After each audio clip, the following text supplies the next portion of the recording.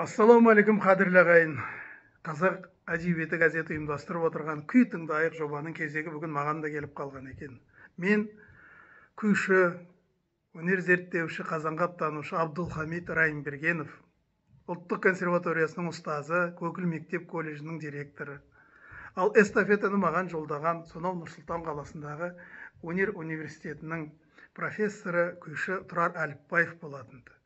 Бұл жоба негізінде бір күйдің аясында болғандықтан мен сіздерге Қазанғаптың қоңыр ақжелең күйінің айналасында әңгіме қозғайын.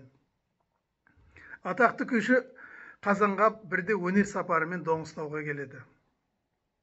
Доңызтауға келді деген хабарды естіген өзінің ағасы, күйші би Мәңке Дағарлы Қазанғапты малын сойып үйіне шақырып қонақ қылып күтеді. Елдің бүкіл белсенді азаматтарының бәрі Мәңкенің үйіне жиналады. Ас су ішіліп болғаннан кейін кезек Қазанғапқа келеді. Қазанғап домбырасын тартпастан бұрын: «Мәке, осы ауылдың алтауыз деген бар емес пе еді, күйіңді сағындым, домбыраңды сағындым, бір күй тартып берсейші» деп өтініш айтады. Сонда Мәңке қолына домбырасын алып өзінің «Қоңыр» деген күйін орындап берген көрінеді. Күйге риза болған Қазанғап: «Мәке, күйің көңіліме қонды, ризамын. Ал бұл күйдің сырын қалай түсінеміз?» дейді. Сонда Мәңке: «Ай Қазеке, бір жұттан кейін малдан айырылып, жағдай жоқ, көңілінің қошы жоқ бір кездері осы Қарағам жәрмеңкесіне келдім. Сол жерде жүргенде атақты Сырым бидің қарындасы Бәти деген қызға көзім түсті. Көңілім ауды, есім ауды. Содан қалың мал беріп, қыз сұрайтын жағдай жоқ ол кезде. Қызға келіп сөз салдым. Ағайыным көп, малым көп, Құдайға шүкір барлығы жеткілікті. Тек осы жасқа келгенше бір шүйке басқа зар болып жүредім» деп бүкіл сырын қызға ақтарады. Қыз үйіне келіп әкесіне: «Егер кім-деген мені күйшілікпен жеңсе, мен соның етегін ұстаймын» деп әкесіне айтады. Қызының сырын ұққан болу керек, әкесі домбырашылар сайысын ұйымдастырады. Сол сайыста барлығын жеңіп, осы Бәтиді ауылға алып келіп едім. Сондағы тартқан «Қоңыр» деген күйім ғой. Елге келгеннен кейін қайдан жағдай болсын, жыртық үй, қараша үй, жалғыз шешем, қарындасым, жағдай жоқ.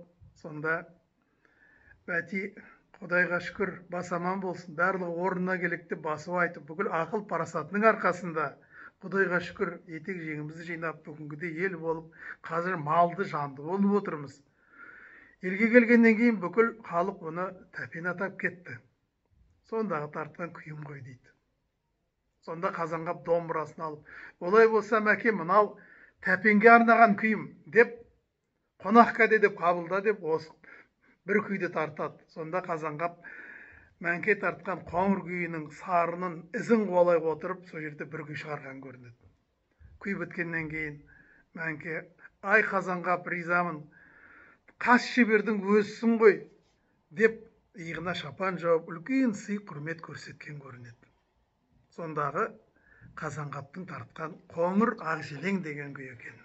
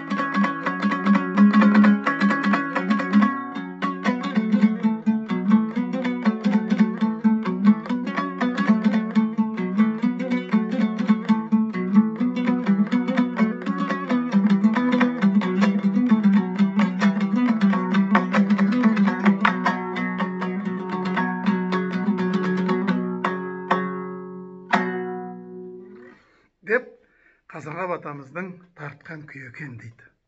Ал енді мен өнер эстафетасын Құрманғазы атындағы ұлттық консерваториясының ұстазы, Құрманғазы атындағы Қазанғап атындағы сайыстың бас жүлдесін жеңіп алған танымал күйші Асылбек Кенегесовке жолдап отырмын.